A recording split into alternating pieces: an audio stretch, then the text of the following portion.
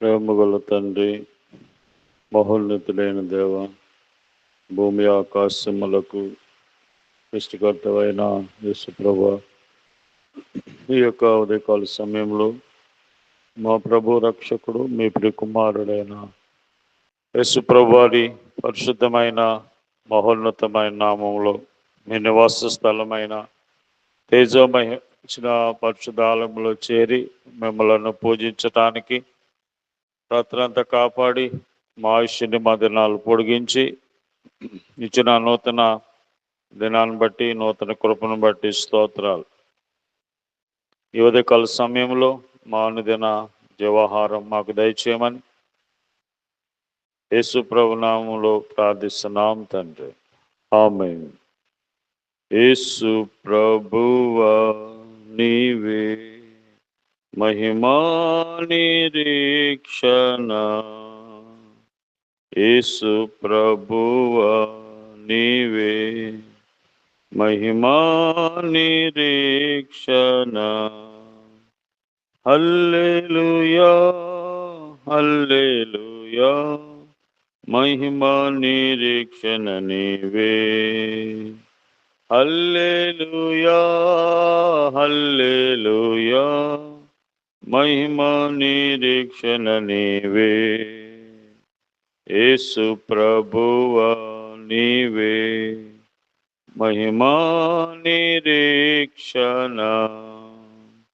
గొప్ప రక్షణ సిలువా శక్తితో నా కొసగితివి, గొప్ప రక్షణ సిలువా శక్తితో నా కొసగితివి. మహిమా నిరీక్షణ నీవే, నిశ్చయముగా నిన్ను చూతును. మహిమా నిరీక్షణ నీవే, నిశ్చయముగా నిన్ను చూతును. యేసు ప్రభు జయ హో, యేసు ప్రభు జయ హో, యేసు ప్రభు జయ హో, యేసు ప్రభు జయ హో. యేసు ప్రభువా నీవే మహిమా నిరీక్షణ, యేసు ప్రభువా నీవే మహిమా నిరీక్షణ. ప్రభువా మహిమాతో మరల వత్తువు నన్ను కొనిపోవా, ప్రభువా మహిమాతో మరలా వత్తువు నన్ను కొనిపోవా. పరలోకమే నా దేశము, మహిమలో నచ్చటనుందును. పరలోకమే నా దేశము, మహిమలో నచ్చటనుందును. యేసు నీతో సదా, యేసు ప్రభు జయ హో, యేసు నీతో సదా, యేసు ప్రభు జయ హో. యేసు ప్రభువా నీవే మహిమా నిరీక్షణ, యేసు ప్రభువా నీవే మహిమా నిరీక్షణ. దేవుని పరిశుద్ధ గ్రంథమైన బైబిల్ నుండి ఈరోజు దేవుడు మన కొరకు సిద్ధపరిచిన వాక్య భాగము సామెతల గ్రంథము 11వ అధ్యాయము 25వ వచనం. ఔదార్యము గలవారు పుష్టి నొందుదురు, నీళ్లు పోయే వారికి నీళ్లు పోయబడును. ఔదార్యము గలవారు పుష్టి నొందుదురు. దేవుడు తన ప్రజలకు ఆయన చెబుతున్నటువంటి మాట, ఎవరైతే దేవుడు వారికి ఇచ్చినటువంటి దాంట్లో మరి ఇతరులకు మరి సహాయం చేస్తుంటారు, వారికి దేవుడు సహాయం చేస్తారు. కాబట్టి మనము ఇతరులకు ఇచ్చేవారుగా, ఇతరులకు సహాయం చేసేవారుగా, ఇతరులను ఆదుకునేవారుగా మనం ఉండాలి. కాబట్టి దేవుడు ఆ విధంగా తన ప్రజలకు ఆయన జ్ఞాపం చేస్తున్నటువంటి విషయం. ఎప్పుడైతే మనము ఔదార్యం ఔదార్యము గలవారముగా ఉంటామో అప్పుడు మనం పుష్టినొందుతాం, మనం దీవించబడతాం. కాబట్టి మనం ఇతరులకు మనం ఎప్పుడైతే సహాయపడుతుంటామో అప్పుడు మనం ఎలాగుంటాం? సమృద్ధిగా మనం కూడా దేవుడు మనకి సమృద్ధిగా సమస్తమనిస్తాడు. 2 కొరింథీ 9 అధ్యాయము 6వ వచనంలో 2 కొరింథీ 9 అధ్యాయము 6వ వచనంలో కొంచెముగా విత్తువాడు కొంచెముగా పంట కోయును, సమృద్ధిగా విత్తువాడు సమృద్ధిగా పంట కోయును అని ఈ విషయమై చెప్పవచ్చును.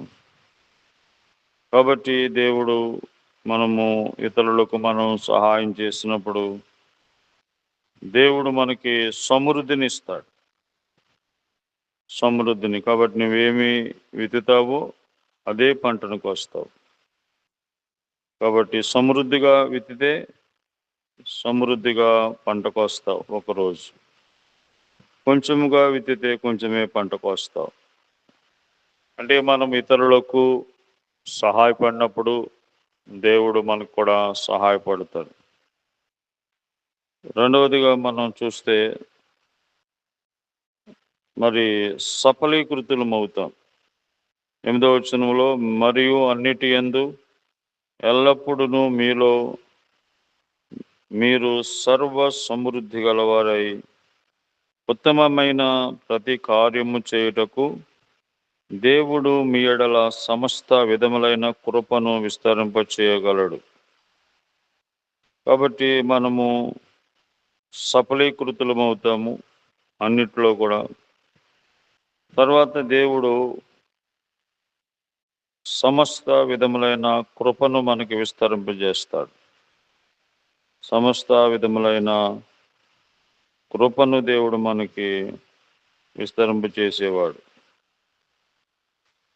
కాబట్టి ఇక్కడ అనేకులకు విశ్వాసులు పరిశుద్ధుల యొక్క ఆకర్తలో వారు సహాయపడుతూ వారు ఆ విధంగా దీవించబడుతూ వచ్చారు. కాబట్టి మనము కూడా పరిశుద్ధులకు ఇతరులకు యొక్క అక్కరతను గుర్తించి మనం వారి అక్కరతలో మనం సహాయపడినప్పుడు దేవుడు మన అక్కరతలో కూడా సహాయపడతాడు. అదే మనం ఏది ఎత్తుదామో అదే పంట కోస్తాం. కాబట్టి ఔదార్యం గలవారు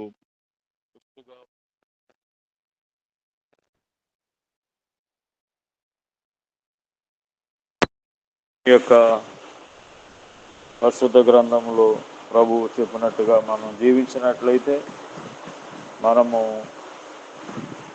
సమృద్ధి కలిగి ఉంటాం. తర్వాత మనము సఫలీకృతులం అవుతాం. కనుక దేవుడు ప్రకారంగా మనం జీవించినప్పుడు దేవుడు మనలను ఆస్వాదిస్తాడు. కాబట్టి దేవుడు నీకు సమృద్ధి ఇచ్చింది ఎందుకంటే ఇతరుల యొక్క అక్రతలో సహాయపడటానికి. కాబట్టి ప్రభువైన యేసుక్రీస్తు కృపను ఎరుగుదురు కదా, ఆయన ధనవంతుడైండి మీకోసము దరిద్రుడిగా జన్మించాడు. మీరు తన దారిద్ర్యం వలన మీరు ధనవంతులు అవ్వాలని మీకోసమై దేవుడే ఈ లోకానికి ఏమీ లేనివాడుగా వచ్చాడు. ప్రతి తల్లి తండ్రి బిడ్డలను ధనవంతులుగా చేయాలి, గొప్పలుగా చేయాలటానికి వారు ఏమీ లేని వారుగా జీవిస్తూ ఉంటారు. అన్నీ ఉండి కూడా.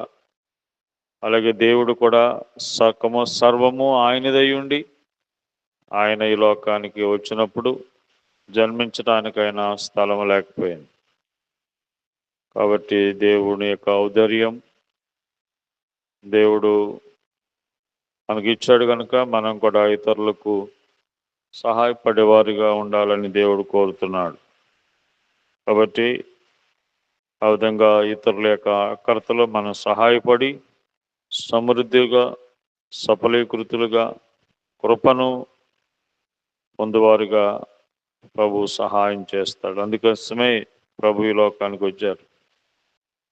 కలువరి శిలువలో నీ పాపం కొరకే, పరిహారం కొరకే రక్తమంతా చెందించారు. నీ మీద ఉన్న మరణమును తీసివేశారు. కాబట్టి ప్రభు అయిన యేసునందు విశ్వాసం ఉంచండి. దేవునిలో సమృద్ధి ఉంది. ఆ సమృద్ధిని దేవుడు మనకిస్తాడు.